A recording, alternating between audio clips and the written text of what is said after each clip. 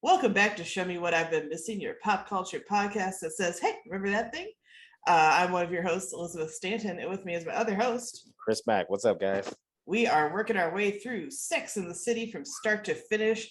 I've seen it like way too many times. Chris has like not really seen it ever. So that's the little gimmick of the show. Yep. And we are in the middle of season four. Season four, episode 16, Ring-a-Ding-Ding. Ring-a-ding-ding. Ooh, this is an infamous one, especially nowadays. Yeah. This is I had a lot of feelings. Had a lot of feelings about this episode. I'm not gonna lie to you. There's a lot of things that were happening that I was a fan of. There's a lot of things that was happening that I wasn't a fan of. There were some points that were made that I agree with and disagree with. It's a lot. It's a lot. Where do you want to start?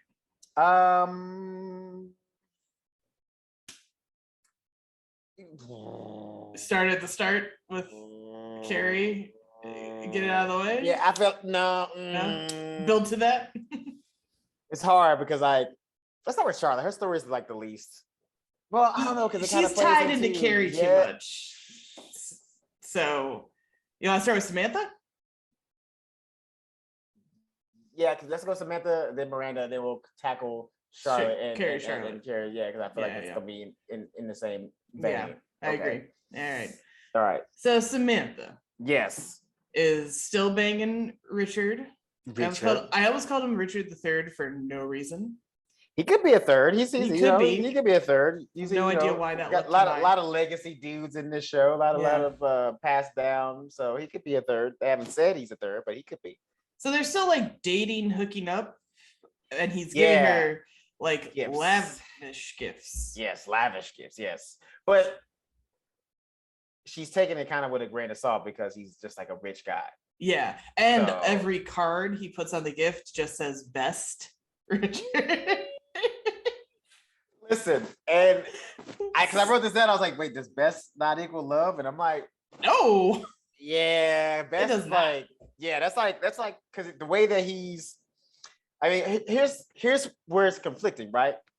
Because the card says this is casual, but the gift says it's not, right? Because the card is like the way the card is being signed is as if it was like, you just did a business deal with somebody and you're like, hey man, this is, cordially yours. Yeah, like thanks for dinner the other night, or hey, thanks for closing the deal, whatever, you know what I'm saying? Like, I hope or the way you would like promote somebody that just did, something great in the office, like, oh, best like I hope this lingerie finds you well. Right. However, though, the gifts that he's giving, like Chanel, fucking Louis Vuitton, or is it Gucci? I did not wallet. It was a Chanel wallet. I did not catch the brand of like super fancy, sexy lingerie it was. Doesn't matter. And I don't know if it costs something. If it smacked me in the face. Yeah, no. You already know it's expensive because first of all, a woman like Samantha wouldn't accept anything less if you're gonna give gifts. You know what I'm saying? And like if he came through with some like Walmart lingerie, she probably would have been like, "That's it, my guy." Like, you know what I mean? Like that's no more of this for you. You ain't gonna do me like that. We got millions of dollars. So she's hung up on the cards though, and like trying to, she's all conflicted because she doesn't like to catch feelings, but she absolutely truly has, and they're basically dating. Oh yeah. She has all the feelings. Yeah, and so finally she's at his place, and she gets out of the shower, and there's a guy there, and it's his assistant or like personal shopper, as it turns out. Yes. And he's the one who's been buying the gifts. So Richard hasn't even been picking out the gifts, which is so bad. Which is, that's the thing too. It's like, he's smart though, because his personal shopper is a gay man. So he's like, he picked it right. Because like the guy is picking great gifts that Samantha does enjoy. So he's not doing his job. It's just, it's not a sincere purchase. So it's like, and which sucks because it's not uncommon for like wealthy people to have personal shoppers to do gifts for people. Actually, way back when I worked at I think I can say it now, it's like been years. Way back when I worked at Entertainment Tonight and Mary Hart retired, me and another PA at the time were like assigned to like help kind of clear out drawers and stuff in her bungalow office thing, and she had tons of gift wrap and like gifty type things, because that's a huge part of what she did, was just like send people little things or cards or whatever. And that's very common for like wealthy, well-known people to do like gift type things all the time. I mean, they get gifted things all the time. It's a crazy gifting cycle where everybody could have the money to afford it, but never has to pay for it. It's fucked up. Or never has the time to actually go out and shop. Yeah, and he's a busy guy, so he never has the time to go out and shop. So it is like but it is cold. If like he likes Samantha the way she kind of thinks he does. Yeah. And he's not doing any of the picking. Although, but that's also a very guy thing to be like, I kind of know what she would like, but I don't know. Like, he knows her well enough to know like she would like the Chanel thing. Right. The personal bracelet. Yeah. The personal shopper guy, Samantha's like, hey, how many gifts are you buying for people, for women? And he was like, since you came into the picture, way less. And she's like, all right, that's pretty cool. Yeah. And he's like, and I've never been sent to Chanel or Tiffany or wherever to get the gifts. So that is like in his own like weird ways proving he likes her, loves her. Yeah. That's true. I mean, because like a guy like that who has, women all over town, he's not going to be buying a bunch of expensive gifts because, that shit will add up. And, rich people be cheap. Rich people do not like spending money. If that's the least thing they like to do is spend money. So if he's at least having his assistant go out and get expensive things, that is kind of his way of saying, hey, you mean more to me than all these other women. And also too, he didn't necessarily, I mean, it is kind of, I guess, implied, but in a way he was saying I'm buying a lot less gifts. It could mean that he's not buying any more gifts for women. He's just buying gifts for like business partners. Oh, that's what the guy said explicitly. He's not buying as many gifts for other women. Right. Like, it's like a good sign. But the personal shopper has also been the one writing the cards. Right. Which is like, but again though, again, not uncommon. Here's where I'm gonna go with that, because if you're a person who's like he's been Richard's personal shopper or whatever, this is probably just like that's why he puts on all the cards that when he buys gifts for is best Richard. You know what I mean? Like, because a person like Richard, he probably didn't say, hey, say this. He's not gonna if he doesn't have time to go out and personally shop for a woman, he's not gonna sit there. He's not dictating the cards. A message. Yeah, he's not gonna be like, hey, just make this more personal. He's like, just do the best you can to make it seem like somewhat, decent. And he's like, oh, best Richard. Boom. But Samantha pulls a fast one on him because she's like, you're the one signing the card. She's like, well, I won't tell him you like walked in on me naked, or we accidentally bumped into each other, and like his little secret is out about the gifts. Right. If you do one little favor for me. And then she gets the diamond bracelet, and she's like, let me read the card. Like, I forget because he was doing style for style, sexy for sexy. I can't remember. I can't remember what this third one was for like the bracelet. It was like gorgeous for gorgeous or something like that. Yeah, something like that. Yeah. And then she reads it and she goes, love Richard. And he's like, busted. Yeah. But then, to her surprise, he says, I love you, Samantha. Yeah. Like sincerely too. Like he doesn't even say it like in a panic or just like saying it as if like, okay, this is what she wants to hear. He literally like, yeah, you know what? I do love you. Like he said it as in like he realized after that it was said out loud, he said it. And what did Samantha do? She fucking shut it down. She ran, goes, bro. I love this bracelet. Oh, and here's the thing too. She said that, and you saw his face when she said that. He was like, "What the fuck?" Like, dude, like what do you mean you love the bracelet? You know what I mean? Like he's very much affected by that response. You know what I mean? Yeah. And I mean, technically, she had already said it in that drunken night. Oh yeah, when she was high on ecstasy. Ecstasy, excuse me. Sorry. Night, yeah. So like, she don't have to say it back, but like also still kind of hurt my man a little bit. Like that was a little disrespectful. That's all I'm gonna say to that. A little disrespectful, you know, like you obviously feeling it, you know what I'm saying? And like, but that's what it seems to be like this kind of game, right? Where like when she doesn't know where she stands with him, she's like, I love you, and like she wants him to like, you know, give her signals that, you know, he wants to be with her, and then like he gives her these signals, and then she fucking runs the opposite direction. Yeah. It's a weird game. Yeah, it's a weird thing that she's doing. I don't really, I mean, I get it. I know what that is, but like, it's just like, dude, at this point, you're trying so hard to not be in a relationship, but you're in a fucking relationship. They are, yeah. She ain't fucking nobody else at this point. Like the last 3 episodes, she ain't fucking nobody else. Just Richard.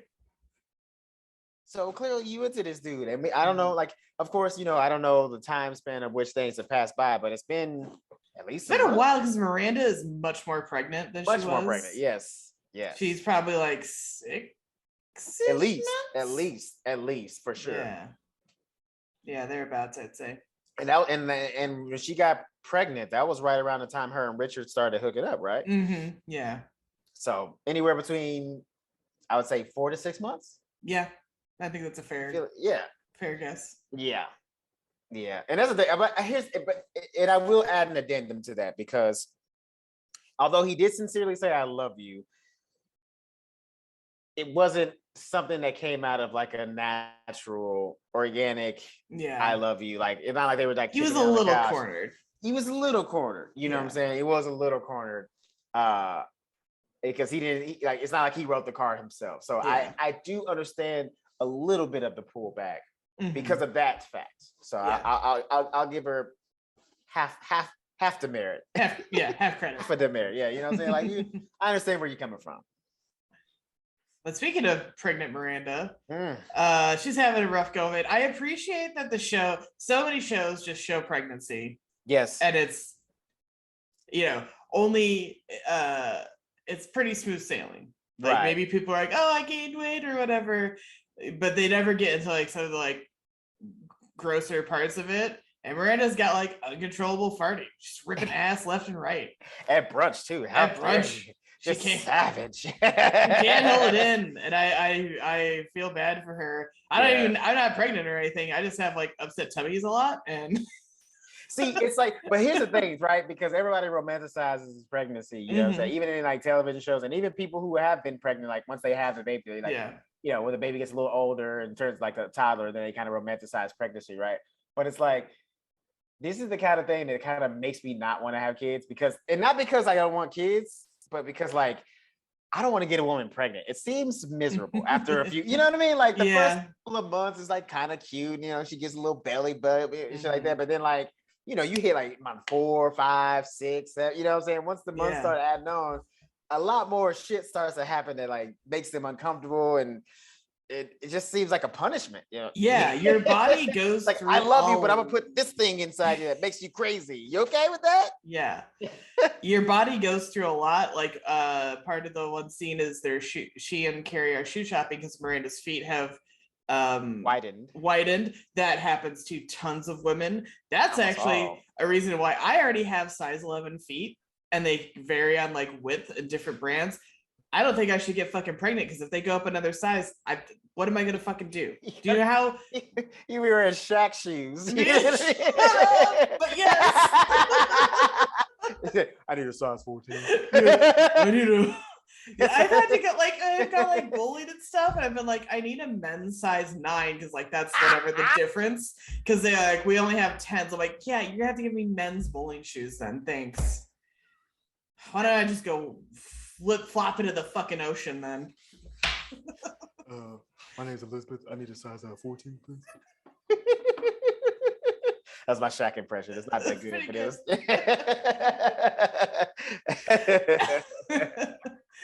Yeah, dude. That's what I'm saying. Like, man, the pregnancy, just like I said, it sounds cute on paper, right? Yeah.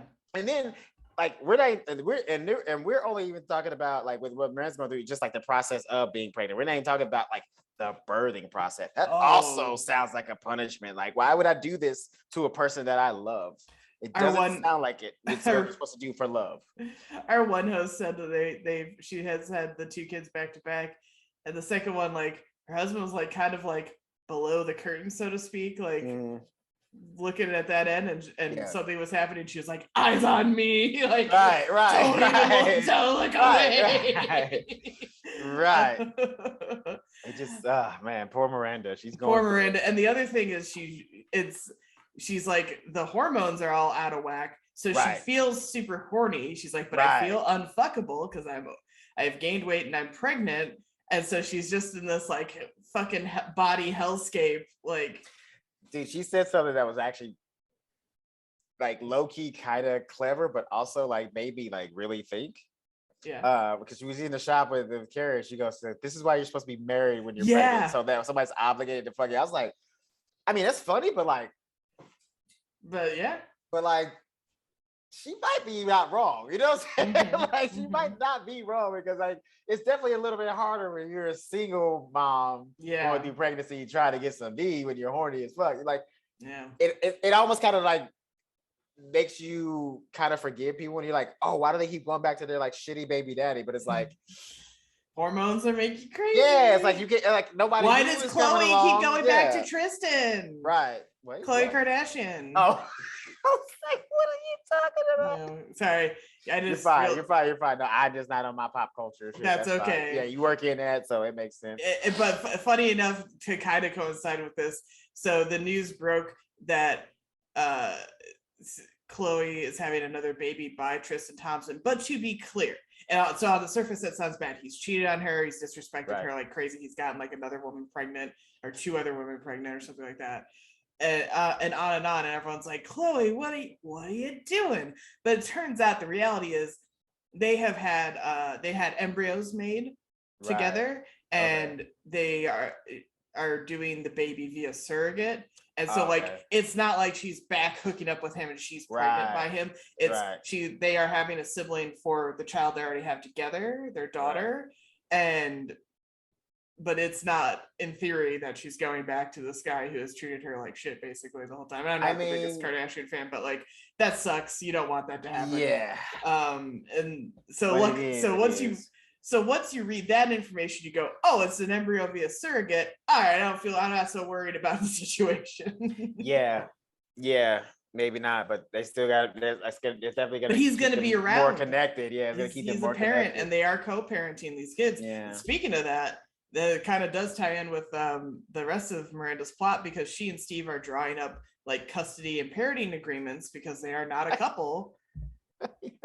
Which is it's here's the thing, it's the right thing to do, but it's such a Miranda thing. Yeah. She's like signing contracts and shit, like writing up contracts and getting them fucking notarized and shit. It's like, Jesus Christ. Tell us you're a lawyer without telling us you're a lawyer. Jesus. But they're working out the stuff, and Steve's kind of joking, like, like, I'll pick the baby up at like 5. He's like, I'd like to do it at 4:57, and he does rightfully point out, he's like, we probably need a little flexibility in these because kids are unpredictable, and life is unpredictable. Yeah, you cannot set your watch by these guys. Like, there's no way. Yeah. But in that process as well, Miranda's rubbing her feet, and he offers to do it, and he's like, I'm not sure if it's allowed by the contract, haha. And she's like, no, fucking rub my feet, hell yeah. And then she asks if she's like ugly, and he's like, no, you've got like the pregnancy glow, and she's like, I do not fucking feel that. That's a real thing, by the way. Yeah That's a real fucking thing. I don't care. Hey, listen, there are some, I think, I mean, put it like this, there are some men who like don't see that glow. They're just like, they just don't have that in them to like see that. But I think most men seeing a pregnant woman, I think most men would have sex with a pregnant woman, but like wouldn't have sex with a pregnant woman, if that makes sense. I know exactly what you mean. Yeah. Like the biological, like, yeah, I like that, I'm into that. That's a good sign of like the future and prosperity. Right. Like lizard brain part is like, yes. But like the modern human part is like, I shouldn't do that. Right. It's like, that's somebody else's kid. I don't want that issue. Like it's those are the things that like stop you from it. But if it was just like purely biological, dude, Miranda would have guys lying around the corner trying to have sex with her. You know what I mean? Straight up. Like if you just went straight into lizard brain, it'd be just I'll fuck her, you know. And then and they do hook up because she's like, would you have sex with me? He's like, oh, what? I don't know. And she's like, I need this, and this is just a mercy fuck. And I was like, careful, that's pretty sure that's how you got in this situation in the first place, my friend. I was literally about to say that, but like, isn't that how y'all got pregnant in the first place? Not that you can get pregnant twice that way. No, I mean, while you're pregnant. He's not gonna put a devil in it, but it's just saying like, this is what got y'all. Think about it. Yeah. Well, and that's also the weird thing too, because like, she's setting aside all this. She's like, you're saying all this, and you're like telling him it's just a mercy fuck, but like, you kind of know Steve. You know he's gonna. He ain't gonna. He's gonna catch feelings. That's what I'm saying. That's what I mean. Like, that's what I mean. Like, you know, he ain't just gonna be able to do this and be like, all right, cool. That was just some sex. Yeah. You know, especially too, like, and regardless, even if Steve wasn't Steve, it's like, this is a very hard situation. It's like, we're gonna be co-parenting a kid together, basically doing everything like as if we are a couple, but then like we're not. And you know, like, and that's the thing too. If she's just horny and stuff like that, her hormones, every time she's horny, she's probably gonna fuck Steve. Yeah. And so that's gonna confuse him even more. It's like, yeah. You know what I mean? Like, I feel like that would get into anybody's head to be like, I think this is my girlfriend, but she's not my girlfriend, but I think she is. But like, she's also the mother of my child. And also, also the mother of my child. Like, yeah. That's a complicated situation. If I was Steve, I'd have been like, you know what? But I want to help you out. Yeah. For my fucking sanity, I think I'm gonna have to leave. Right. But he doesn't. They do it, and he gives her a bunch of orgasms. So good for him. Well done, sir. But here's the thing. I don't know. Least you can do. I mean, listen. I ain't gonna give him all the credit for those multiple orgasms. I mean, like, listen. She horny as hell. Yeah, she horny as hell. You know what I'm saying? She hard up for it. So like part of that was probably just like the fact that she's getting it that got her there. I'm not saying Steve ain't got no skills. He clearly got some skills. Like, you know, she's had sex with him multiple times. But remember, he only has one ball and she has a lazy ovary. So he still scoring a basket, so to speak. I mean, that's fair. He get in there. I'm at Steve. So we'll kind of run through Charlotte because she's very much connected to Carrie in this episode. But the gist of what's going on with Charlotte right now, so she and Trey are divorced, or like basically divorced. No, I think it's done. No, I think it's done. Yeah, I think it's done. Because she got the apartment and the settlement, right? But she's unemployed, so she basically has nothing to do during the day, and this is why she never should have quit her fucking job in the first place. But that's neither here nor there. Well, and that was her choice. She has a shit ton of money. She has a shit ton of money, and also she chose to do that because, in all fairness, she thought she was going to be doing a shit ton of homemaking and potentially caring for a kid in the very near future. And so Charlotte, in fairness, is a little lost, and I get that. She's post divorce, and Charlotte sometimes puts on her ring. It's the engagement ring, right? Not the wedding. It wouldn't be the wedding band. No, the wedding band is like another piece. It's another piece. So I think it's her engagement ring. And she, prompted by a conversation with Carrie, which we'll get to, she decides to go and kind of sees like, what could I do with this? And she takes it to a jeweler, and the jeweler's like, it's beautiful. You could make it into earrings, a necklace, melt it down, and Charlotte's like, I'm sorry, hey, we got to talk about that problematic jeweler, by the way. Oh, I just didn't. She had some jokes, quote unquote, that don't hold up today. I don't think we can say No, I'm just she does call people that jewelers next door. She does, like she says, and within like back to back, by the way, too. Like she says the very awful homophobic gay joke about her ex-husband. Oh yes. Then she goes into the racial slur about the jewelers next door. Yes, I was just like, damn, man, they I don't think I would use them on principle. Don't go to this jeweler on principle, because they are not the nicest person. But here's the thing, like, and I'm not excusing it, but like at the time, like those jokes were all quote unquote fine. We know they're not really, but context and history, I'm not condoning it, but just no. It is shocking to hear nowadays. I was just like, when she said that, I was just like, oh, it's like another one. I was like, oh, yeah. Yeah, you know, these are the moments that we keep talking about. Like some of these episodes are time capsules of the time period that they were made in, because like, those jokes would not fly. Like you probably get kicked out of the fucking writer's room for even writing that shit down as a potential joke. Yeah. You know what I'm saying? So anyway, so yes, she was saying the jeweler, how much was she? Oh, she said she could turn it into like a necklace, right? Like a necklace or earrings or whatever.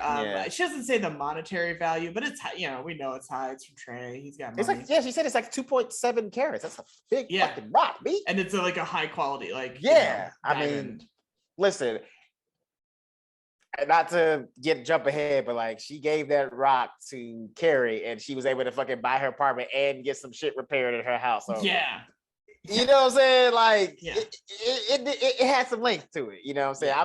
I'm saying at least 50 grand bare minimum is probably because it was enough for the down payment for Carrie's apartment. That's what I'm saying. It was enough for the down payment and her to like do some other shit. Like remember she had like repair guys in her house and shit like that. Like so just saying. But and also we mentioned like Charlotte does not have to technically work, but like we said, she's kind of lost. So she's looking for work and no one's hiring her. She's overqualified apparently. And so for context, that's kind of like the gist of her story until she intersects with Carrie. It's just sort of understanding that Charlotte's a bit lost, you know, and really not sure what she's going to do next with her life, which is totally valid. Like, she kind of, that's why she shouldn't give up everything for a man. But again, it was her choice. She made it, and she is making her bed and lying in it, so to speak. You know, I respect it and understands. You know. Well, here's those are the choices she made. I feel where you're coming from, but I also respect her for doing that because, like, she wasn't like living in scarcity. She was like, "Look, this is the man I want to be with. I have full faith in this relationship. I'm going all in, and let the chips fall where they may." And like. That kind of is what that's like, I feel like that's kind of the attitude you should have if you're going into a marriage, because if you're sitting over there thinking like, what if, well, then those what ifs can start to become is instead of ifs. Yeah. You know what I mean? Yeah. In some ways. I mean, I'm not necessarily it's guaranteed, you know what I mean? Like we all have our what ifs in our brain, but like they just never happen. But again, I do respect the fact that she was like, fuck it, I'm going all in. I'm gonna be a wife. Yeah. Yeah. Whatever. So that brings us to someone who's not going to be a wife. Really? Got her. I mean, to be honest, though, I think my man Aiden dodged a bullet. I think Aiden dodged a bullet, especially with what we learned about Carrie's finances in the preceding 30 minutes of show. Sir, this bitch been fucking $40,000 on shoes in 1 year. $40,000. That's more than what she had to put out as an initial deposit to get her place. Yeah. He said, dude. Because here's the thing: if he'd have taken her on and married her, like lost his business or something. Yes, because here's the thing: she ain't got no money, so of course, like she would have hired Miranda to like be her lawyer. And, Miranda just being a friend. You know what I'm saying? Like Miranda would have been her friend and got her the best deal she could, and my man Aiden would have got fucked. So good thing he did not sign any paperwork and they did not get married, because if he looked at her finances, he would have been like, nah, I can't take this bitch on. This is because I'm sorry, you have to look at that and decide. You can decide to not like blend you can have like a joint account to like handle like expenses, but you can decide to not blend your overall finances. Some people do that, especially with like student debt and things like that. Like sometimes it's beneficial to not do that. It all depends, but you know what if Aiden if they had gotten that far and Aiden was like, I don't want to blend finances, Carrie would have been all hurt and been like, why won't he blend finances with me? Doesn't he trust? I couldn't help but wonder if not wanting to form a joint account means that we were going to be disjointed. That's not even a good one, man. I'm glad you're laughing at it. But the initial question is definitely some shit that Carrie would say. I couldn't help but wonder, bitch. Yeah. If you would open a joint account with me, how could we open a joint heart? Yeah, I know. There's some shit like that. Yeah. So yeah, to back up, to start at the beginning of this. Yes. Fucking roller coaster. This episode stressed me out financially. Yeah. It's so stressful. When you hear the numbers, it's so bad.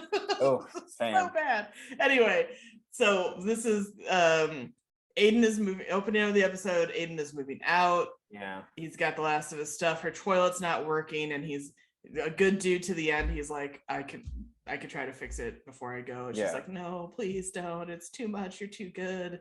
And he does it, like it's temporarily fixed, but it breaks later in the episode. Right. Another symbol of stuff.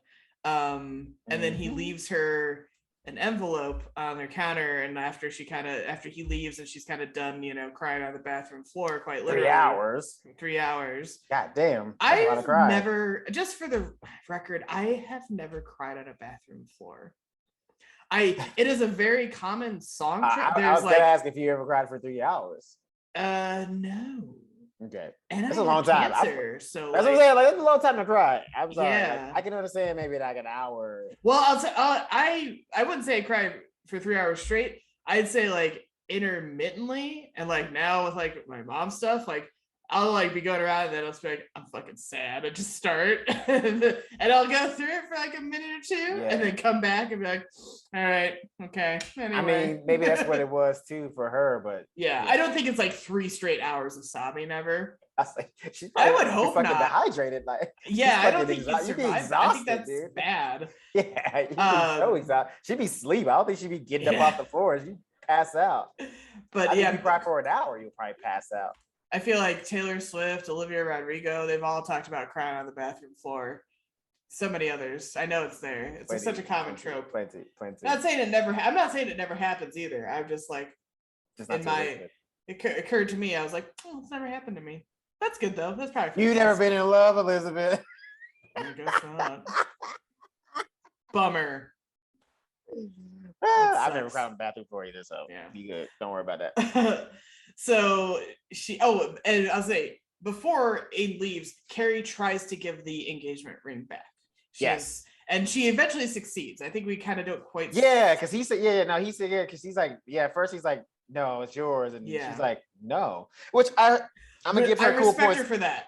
I'm giving her cool points for that, because any girl would have been like, all right, well, fuck that. Or most women probably be like, I'm not giving the ring back. Like, he broke up with me, whatever. Like, I think if I was in that scenario, I would totally give the ring back. Because why would I want this? You don't want to marry this guy. You don't want to be with him. Like, why would I want this piece of jewelry? That's why. Because she was even saying that whenever he was, she was like, oh, you should stay in the apartment for like another day or stay forever. I'm like, why? You don't want him.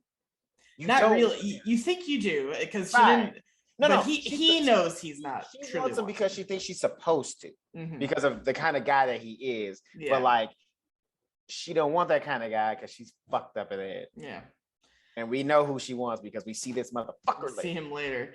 But yeah, what's funny though? I read a lot of those like Emma the Asshole or advice column things from work and stuff like that, and there's so many about like, do I give the ring back? But sometimes I think it's especially shitty if like, sometimes guys propose with like family rings, and then there's a breakup, and like sometimes the girl's like, I think I should give it back, and like they do, and I'm like, yeah, absolutely. Yeah. And then other times they're like, no, he gave me the ring, and I don't care if it's like his dead grandma who survived the Holocaust's ring, I'm keeping it. I was like, you have no connection to it, you fucking bitch. Hand the ring back. That's like insane. To even like have that kind of logic is like, that says a lot about you. I'm like, it's a good thing he dumped you. Right. Like, Jesus. So I'm a firm believer in like, if you were engaged and you break up and don't go on to get married, like, you should probably get the ring back. Because also the onus on guys is bad for that, and he's lost a chunk of money, and I would feel bad. But maybe that's why I won't hopefully get dumped while I'm engaged.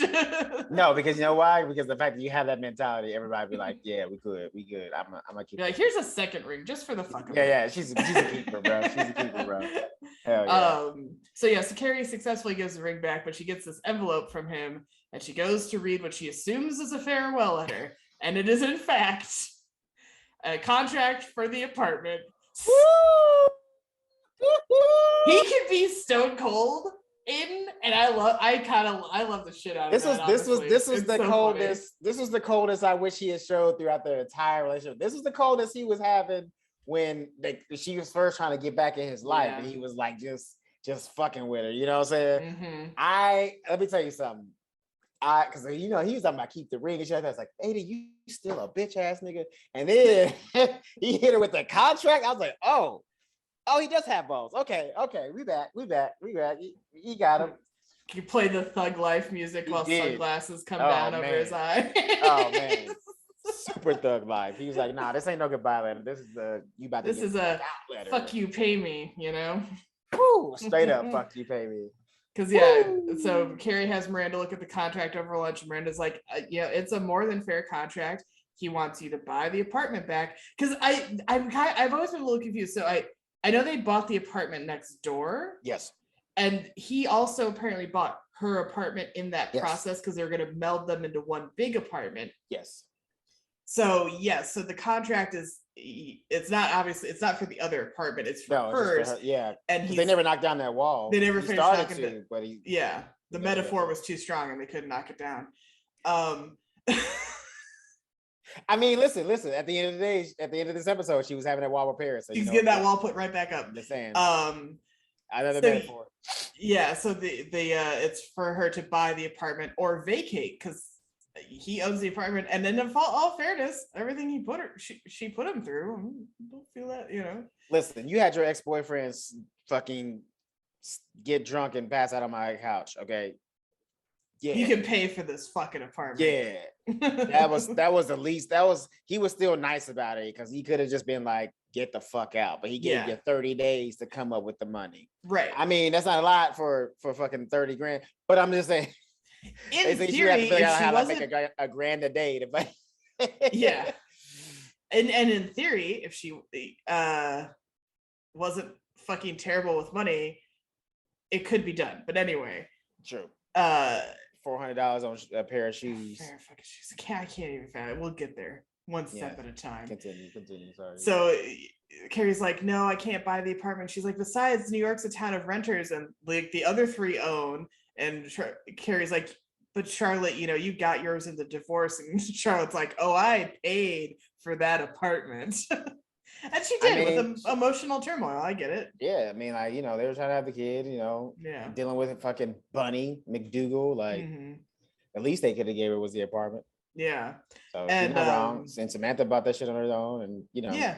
And Miranda bought hers on her own. Miranda bought hers on her own because they got jobs. But here's the thing, though. But the thing about it is like she can't. Okay, I can understand her kind of coming at Charlotte because like Charlotte kind of was like, luck of the draw. You happen to meet a rich man and you got married, and then like he was nice enough not to be a dick and like gave me the apartment. Yeah. So like, because like she definitely like as well off as she is, she wouldn't be able to afford that apartment without. No. You know what I'm saying? Like we're talking that apartment is probably like a $5 million. Now we're talking this is like in early 2000 $5 million. So this is probably worth like 20 mil. You know what I'm saying? Damn near close to fucking brownstone. So for sure. Yeah. And Carrie does tell the girls that Aiden wanted her to keep the ring, but they think she gave it back, and they kind of think she's crazy for giving it back. And she does say it was the right move, and I agree, which we already kind of talked about. Yeah. Well, and I was gonna say too, like she's getting on them about their finance, like like making excuses, like you guys are like well off career later. It's like you are kind of too. Like you're paying $700, dude. You're paying so cheap for New York, $750. The rent controlled apartment. Yeah. All you have to do is just like practice some discipline. Insane. That's really and save some money instead of like buying a new pair of shoes every month. Yeah. But everybody wants to be a Carrie. This is the bitch you want to be, y'all. I'm sorry. This is what I know, right? So Carrie goes to the bank. She's trying to secure a loan, and she is broke. She doesn't even have $1,000 in her savings account. she has like $700 in her checking account, and she's like, "Oh, I just paid my credit card bill." And I was like, "Fucking, how high was that credit card bill?" And also, did you pay it in full? I don't feel like she's that good with her credit to pay it off in bare full minimum payment. Bare minimum payment. You know, absolutely minimum payment. But I bet that minimum payment is fucking sky high because she is racking up shit left and right. Her bare minimum is probably like $300. Yeah. And Carrie pleads her case to the loan manager, and they're like, "You're not a desirable candidate." And that's like, "Oh my God, I'm so undesirable." I'm like, "Yeah, because you don't know how to fucking work with money in any realistic way, shape, or form, you ding dong." So, well, it was a deeper metaphor. It's a deeper metaphor. She's undesirable. She's unmarriable. Yeah, I'm not marrying your ass if you don't know how to have at least $1,000 in your fucking savings account, you lunatic. The thing about it is like, but she's like saying, she's like walking around this episode with this like "woe is me" attitude, like, "Oh, I'm undesirable. No one wants me. I'm unmarriageable." You fucked it up. Yeah. You were desirable. You were marriageable. He proposed to you. He got on one knee, gave you a ring, and wanted to get married, and you were very resistant to that. So he was inexplicably crazy about you. And you ruined it. Yeah, you let that go. Because you were ridiculous. But after the bank meeting, Carrie's like, "I need to change my lifestyle." And she decides to try to take the bus. Because remember, we've never seen these women, and you would never see them on the subway. No subway or bus. Ever. That's crazy. And Carrie's surprised at the cost of the bus. It's like $1.50 at this point in time in the early 2000s. And the bus arrives, and Carrie's on the side of it. And the lady's like, "How come you have to take the bus if you're on the bus?" And Carrie's like, "You're right. I shouldn't." And I guess she takes a cab or whatever home. Right. And then Carrie she was like writing up her little like note, but she's like, "I'm 35 with no financial security." And I just wrote, "No shit. My God, her situation is stressing me out." I think that and then my notes are insane. I said, I think that was happening to me at like 25 probably, because I was definitely broke in my 20s a lot. But I was like, but good Lord, like 30, like I'm 36 now. And I do have a 401k through work. I have some savings and money in the checking account and stuff. And I'm still like stressed. Like, right. It's, I would like all of those things to go up more, and I'm like, that's why I like having the side hustle and all this other stuff. And imagine Carrie living in today's world with her financial prowess. She'd be homeless straight up. She would, she'd be couch surfing. Yeah. And as fucked up as people would let her. And I was like, I hate that people allow that to happen. But anyway. Yeah, of course. I wrote, anyway, she blathers on about it being a metaphor for money versus life and wonders what's it all worth. And I just wrote, bitch, what? Because I mean, like I get stressed out. I was like, especially, several years ago I had a lot of credit card debt and I paid off most of it. I have accrued a little more again, and that's stressing me out, but it's nowhere near where it was. It's not as bad, and I was like, there's been some extenuating circumstances with like this, that, and the other thing, and I'm like, and you can pay it off and like you'll be okay, and but like especially those few years ago when it was, I didn't have terrible credit, but I didn't have the best credit because my credit card debt was so high. But I was like, no man's gonna want this shit. Like, oh my God. And I'm like, oh, maybe if I find me an Aiden, he won't care. I don't know. I was like, or I need a sugar daddy. But I turned it around and stuff like that. Aiden probably wouldn't have cared, honestly, with all that day. He still would have taken her on, and that's even makes her more stupid. Like, bitch, you ain't got no money, and you still thinking you could just not marry this nigga. Like, what's wrong with you? I can't. They never get into it, but I was like, Carrie's credit must be fucking atrocious. Like, I can't even imagine. It's. I'm thinking of 300, 400. Easy, situation. Yeah. 450 is generous. There's no way. Something like that. Oh my God. So anyway, she's shopping with Miranda, and Carrie contemplates, she's like, where does all my money go? And Miranda's like, you buy those $400 a pop. How many pairs do you have? And she's like, 10. And Carrie's like, and 50. And it gets like 100. And Carrie 100 pairs of shoes. And then she's like, yeah, $4,000. And Miranda's like, no, that's $40,000. So bitch can't even do math. She can't even do basic math. She can't even do fucking math, B. All you do is count up the zeros to do that quick math, and that's how you get 400 times 100. She can't even do math, so that tells you everything you need to know about her financial state. Yeah. Because she definitely said $4,000. I was like, that ain't it. I was like, no. That ain't it. That ain't it. You missing a couple zeros on me. Need about 2 more. Get out some scratch paper. Get about 2 more of those. You'll be in there. And then she's like, I will literally be the old woman who lived in her shoes. I bet she could resell half of those shoes. That's what I was thinking. I was like, you're trying to get this money. She's talking about like what she can do to change her try to figure it out. But I'm like, maybe sell some of those shoes. Like, yeah, you may not get them for like how much you bought them for, but you definitely could get at least like 80% profit off of them. You know what I'm saying? You go to and especially then, like resale stuff is so popular now and like thrifting and whatnot that like prices are inflated sort of inaccurately, I think, and like it's not quite the way it is. But if she's buying high-end shoes, like I've seen people online and other stuff who buy like Chanel or Birkin, all of these fancy brand handbags, and they are investments because they don't even take them out, put shit in them. They just have them to have them, and then at some point they go and resell it and either buy a new bag or they're boom, you just got some cash now, and it's like $10,000. Yeah. But thinking about it, here's what I'm like, why isn't my Target purse worth more? Fuck. Right. Well, the only thing about Carrie that would definitely cut into her profits is that she doesn't just buy shoes; she actually wears them. She does actually wear them. She walks around Manhattan in those fucking shoes, or like the bottom ain't looking great. You know what I'm saying? The bottom ain't looking great. They're definitely used. Yeah, that's what I'm saying. So I say, but even with the great taste that she does have, I would say she would probably make anywhere between 60 to 80% profit. Of like I said, she won't, like I say, if she paid $400 for them and she tried to resell them, she would at least get like $300. Yeah. Maybe $250. So that's better than nothing. And if you got 100 pairs of that, $250 a pop, that's at least half of what you fucking need.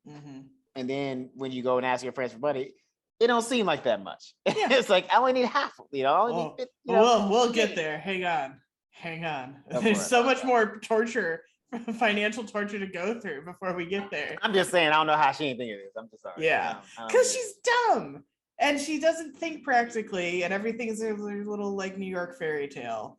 And there are people like that who are like, I can't believe, I've been. That is true, bankrupt. right? That is true. Yeah. There are people that live this life and they're wondering why they're broke. It's like, I know why I'm broke. I order too much takeout, and let me tell you about it.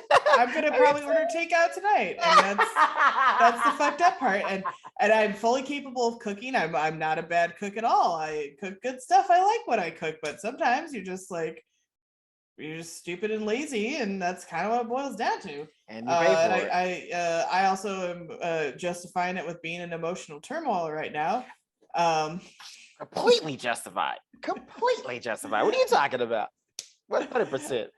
So I'm trying to not totally steer into that, but at the same time, sometimes the takeout sushi looks okay. Listen. Sometimes when I have a bad night on stage, I'm like, you know what, I'm gonna be. It's like an open mic, but I'm like, fuck it, I'm gonna do it. Any excuse. I know. I was working on it in therapy, but like she's kind of like, you can give yourself like a little leeway. Don't divulge too much. Yeah. Anyway.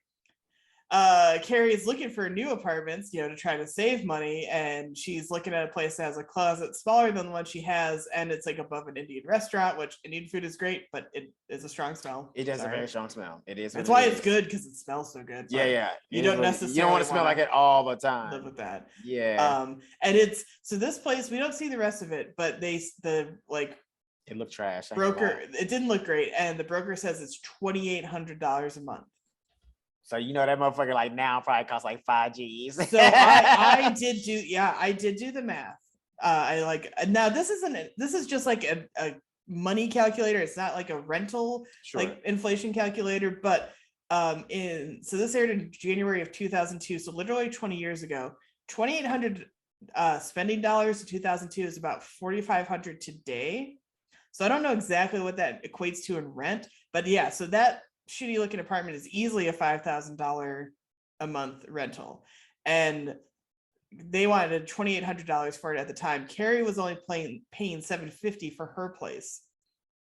Damn. Which is technically a studio, I think. because there's not really a bedroom, or it's like a junior 1-bedroom or something like that. Right. But I did write. I'm not sure if that equates to rent wise, but I wrote, "Holy fucking shit, we got to fix our economy. What the hell? Like, shit's fucked, man." Dude, it's so I'm no economist. I don't fully understand it, but I'm like, whatever we're doing, we can't keep doing it. Ain't working. Yeah, it ain't working. That's all I know. I know there are people who say more this, less this. I fully cop to the fact that I don't know, but I'm like, whatever it is, something's gonna happen. Yeah, that's crazy.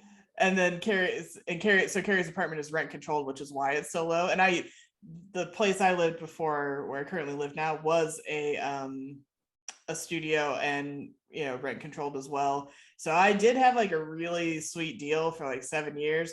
And the only reason I moved is really, and this is so privileged, I needed a better mental health space. I know it. Listen, it is what it is. And that's why I got my own place. You know what I'm saying? Like, I didn't want to live with people anymore. And that's a better mental health space for me. It was like when I have been out all day, being on sets or doing shows, and I've been around nothing but people, I want to come home and be by myself, not see more people. So I'm not going to judge you for that. It was a small studio, so I was cramped in there. I went through cancer in there. I went through the beginning of the pandemic in there. Which is another great reason to want to get out of that. With my mom staying with me, so it was even more cramped. Yeah. It was like the mojo must change. It's gotta. Again, like I said, that reason alone is a reason for you to leave. Period. Yeah. So justification. It was the depression department, so we needed to upgrade, and we did, and hell yeah, worth it. I also don't own $400 pairs of shoes, so I'm doing okay. Yeah, you're good. Yeah, you can spend fucking $40,000 a year on some shoes, so you're good. But I laughed because the Carrie's like, "What other shitholes are you gonna show me?" And the broker's like, "Frankly, with your attitude and your terrible fucking finances, you should look in New Jersey. Don't fucking talk to me that way." Right, yeah. Like, bitch, you ain't gonna be able to live in Manhattan. Yeah. And I like love that the realtor was like, "You know what, bitch? I'm doing my job and I'm looking for shit in your budget, and like you have one. So don't attack me about the quality of the location when you're the one who doesn't understand how money works." You know what's crazy though? I just thought about this. Carrie's worse off financially than Steve is. And Steve is a fucking idiot. Well, and Steve owns his own business now. Steve is a fucking idiot. And somehow he's better than her. Steve oh my God, you're right. No, like Steve had shitty finances when he was dating Miranda initially. Mm-hmm. And they're in their early 30s. And so that was like a couple years ago. Yeah. But he got his shit together. He knuckled down and was like, she's right. I can't keep doing what I'm doing financially. And like, I don't know what he did, got a business loan, took courses, met Aiden, and Aiden's obviously smart because he owns his own furniture business. Mm-hmm. And Aiden probably was like, "Yeah, I can walk you through how to open your own business. You want to open the bar to so on and so forth." Yeah. Wow. She is worse off than Steve. Oh my God. That's a horrifying thought. Just saying, Steve is a fucking idiot, and somehow he figured it out. So, Carrie, you're doing worse off than like a fucking Labrador in human form, a human puppy dog. Just saying. God. Just saying. But the train of terrible financial and just personal decisions continues with Carrie in this episode, because after the apartment tour, she visits Big at work. Think about it is. Here's what pisses me off about that. It's like she goes there pretending she's not there to asking for money, knowing full well she even like plays a thing. She's like, "Oh, you know how to make money. I need you to teach me how to make money." You know that's not what you in there for. No. You knew that. First of all, Big is not the kind of guy who's gonna teach you how to make money. He's not that kind of dude. He's not gonna teach a woman how to make money because he probably doesn't care. Right. You know what I'm saying? Yeah. So you knew as soon as you came in there and said, "I'm having financial trouble," he was just gonna write a check. Get the fuck out of here, bro. Yeah. Like she was trying to put on the act. "Oh, show me how to take my money and invest it and make more money." Stop it. You're lying. You don't. First of all, he knows probably too. You don't even have money. You know what she went there for? To invest. You dumb broad. Went there. She simply went there to ask for money and to let Big him know that her and Aiden are no longer together. So back on the market. Whenever he's ready to come on back and get her, come on through. Yeah, that's what she did. Because he, she gives the money spiel, and then she's like, Aiden and I broke up, and he's like, well, what happened? And he's like, right. Because think about it. If it was just about the money thing, she wouldn't even brought that up. Yeah. Or she would have let him bring it up, and then she would have talked about it. But she brought it up. She's like, oh yeah, by the way, me and Aiden broke up.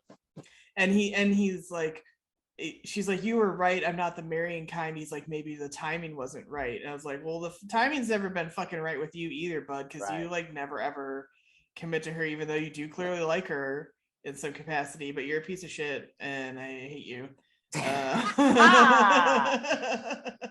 Not disagreeing though. And you string her along, but like she strings you along and drags you into her other relationships, which is so fucked up. I can't believe it. Oh my god. So she does get a check from him because she tells the girls at like dinner that she got the check, and she's like, I don't know, should I take the loan?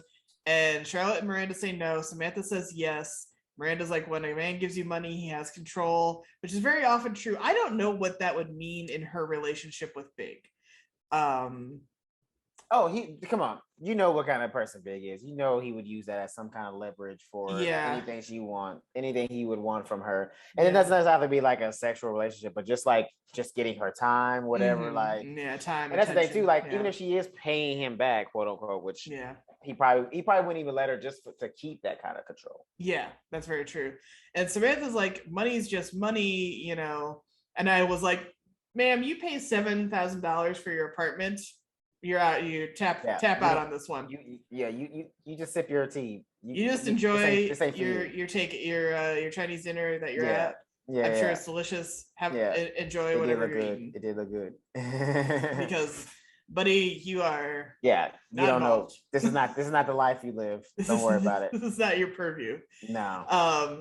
So Charlotte's also, like, you have a rich boyfriend. Shut up. Who's literally buying you like $1,000. I don't think she could, because it would be inappropriate. But in theory, like Carrie could ask Richard for a loan, and it would be less. Shit. But that's so inappropriate. Whoa! Oh yeah, Samantha would never let that happen. Samantha wouldn't even do that for her. Like, listen, Samantha's a down ass bitch. Like, she supports her friends to the utmost. But if Carrie would have asked her that, she'd have been like, "Bitch, get out this restaurant." That is a step too far. Don't ever talk to me again. Like, we're done. We're done. No.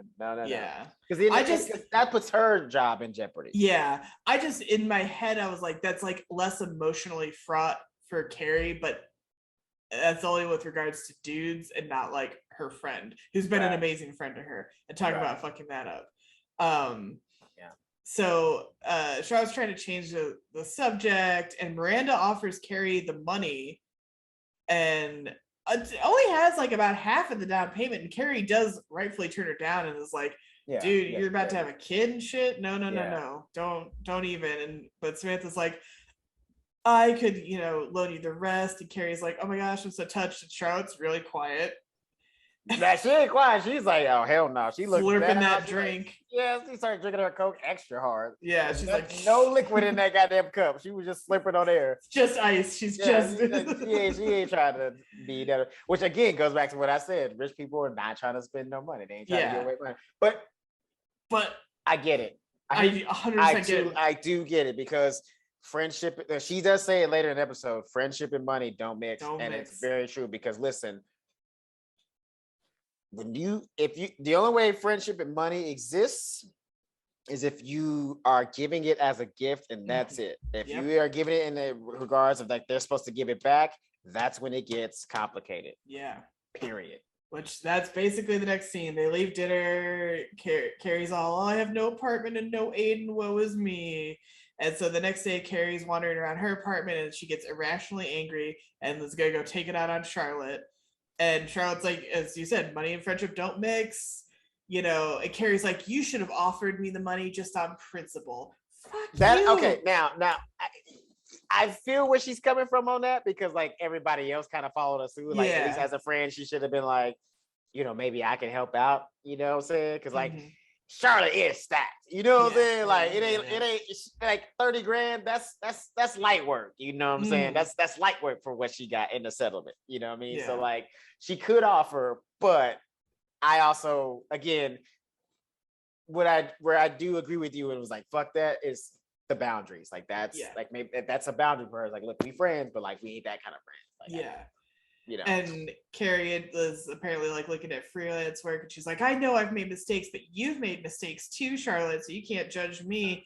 And Carrie's like, you're not even working, and talk about not being a good friend. Charlotte's like, I'm not working because no one's fucking hiring me. Right. You know, and I love Charlotte for being like, look, you're 35. It is not my job to fix your finances. You need to like stand on your own. And she's 100% right. And then Carrie tries to call her out on wearing on the ring, and Charlotte's like, it's my ring. I can do with what I want. And, you know, fucking mind your business on that.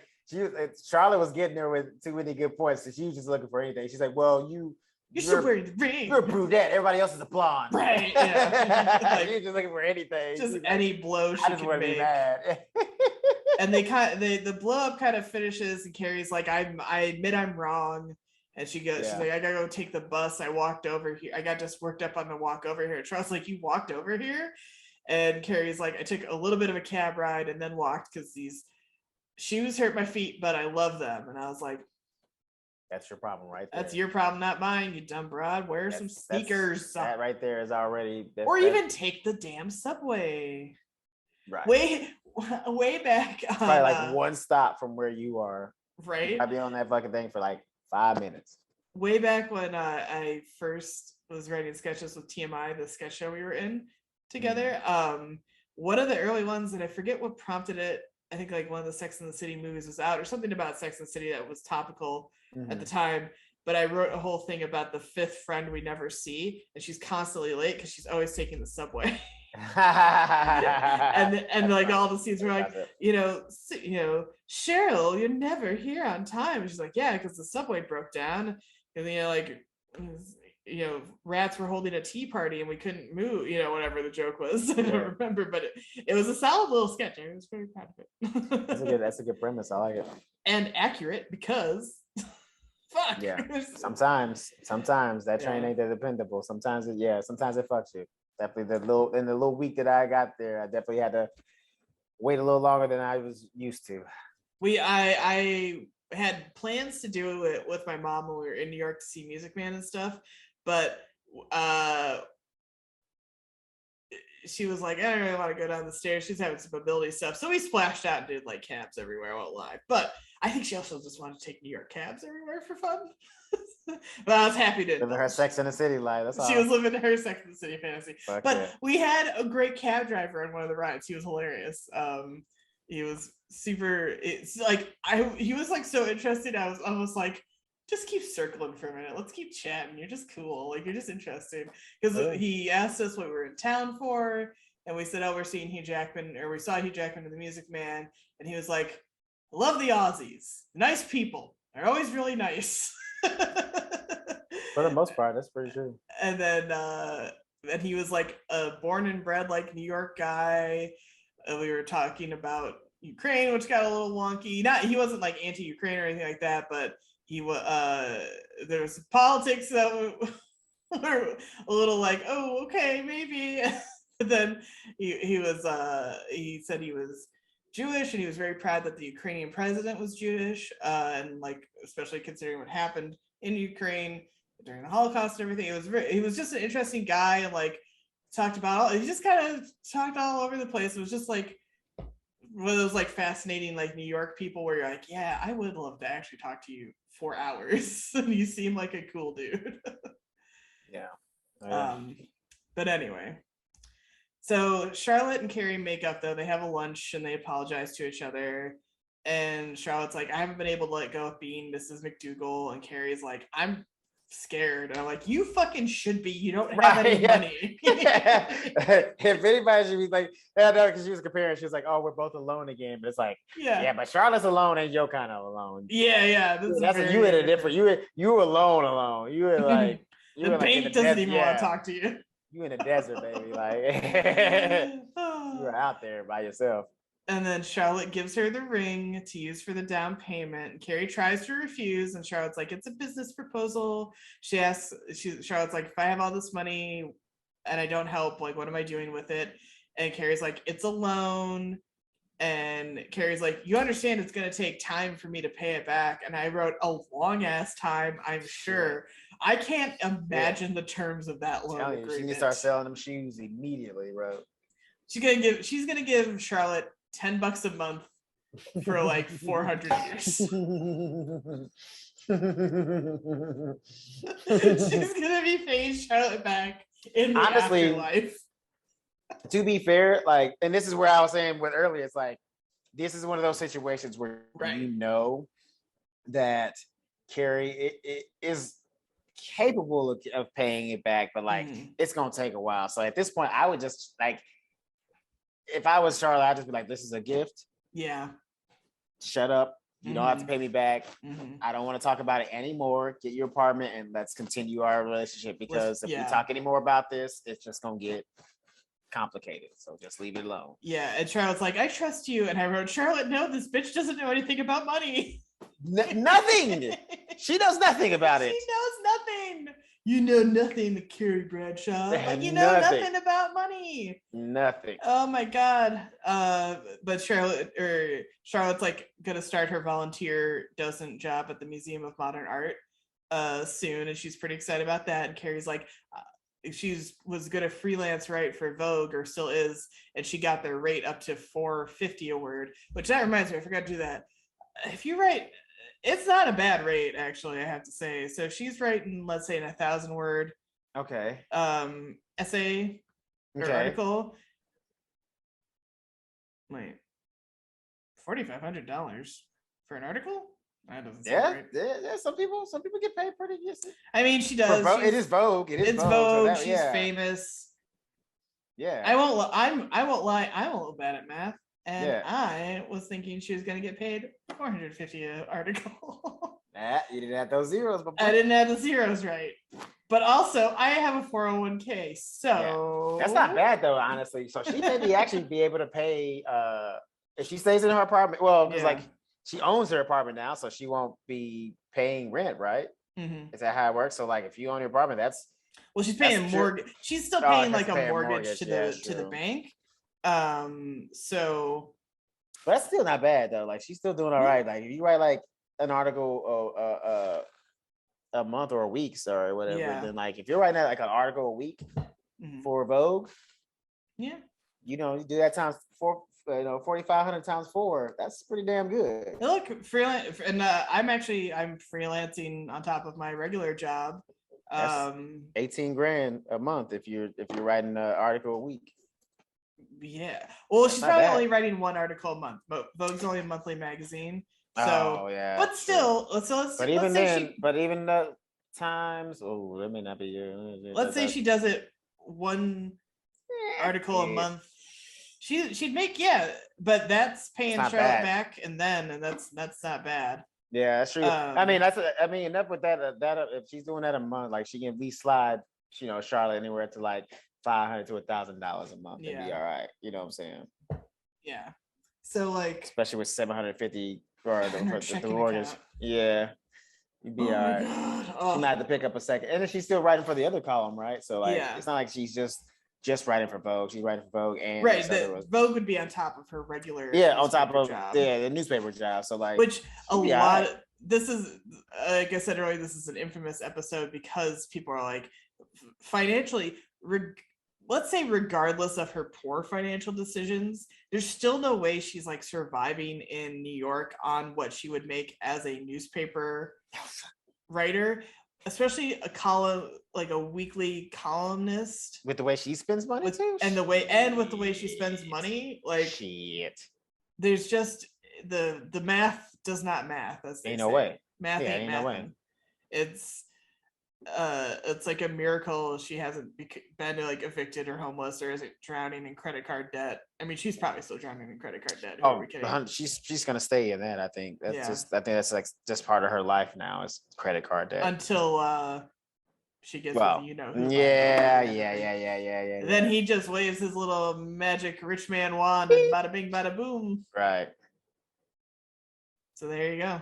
So this episode, I will say, I think less so at the time, but in hindsight, as people have come to understand personal finance a little better, and like there's been easier resources to like learn about it. I like watch a YouTube channel about it kind of regularly for women in particular. When people look back on the series and this episode, they go, oh no, like, ooh, this is like, it's a bad message. Because that's the thing. Carrie doesn't learn anything or change anything about what she does.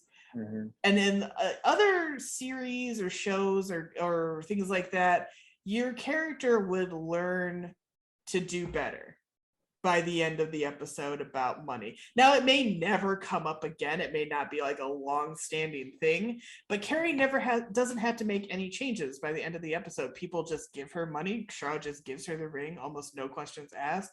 No, like, hey, you should maybe not buy shoes with this shit. Nothing. And Carrie will go on to spend and spend as if she almost wasn't evicted from her home because she did not own it or have the money to pay for it. It's this, like many a boyfriend from the first couple seasons, this will not matter ever again. And I think that rubs a lot of people, and clearly myself, because I'm ranting about it, the wrong way. Because it's just like, it's just a kind of a bad writing thing for it to less so for it to not matter in future episodes. Because like I said, sitcoms always reset to a certain degree. But even like in a sitcom episode about like, I am not spending money correctly, they'd like rein it in, learn the importance of, doing whatever, and then maybe be rewarded by the end for learning that lesson. And like, that's how you get your reset. And it's like, you made changes and you learned the importance of finance, but good news, your wealthy uncle just died. And now everything you learned is moot, but hey, at least you learned it. Right. None of that even happens here.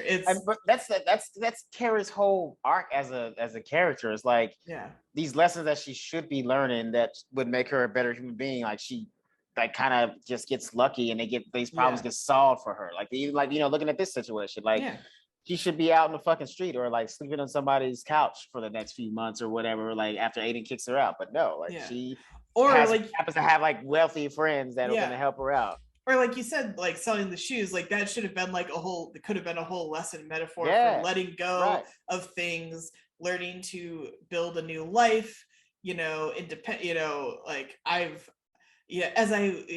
couldn't help but wonder as I looked at the steps I'd taken in the shoes beforehand, what steps would I be taking in the future? Where would these shoes lead me? Yes. I couldn't help but wonder, the shoes led me here to Aiden, but now I have to sell them, and I can't help but wonder. I'm really bad at.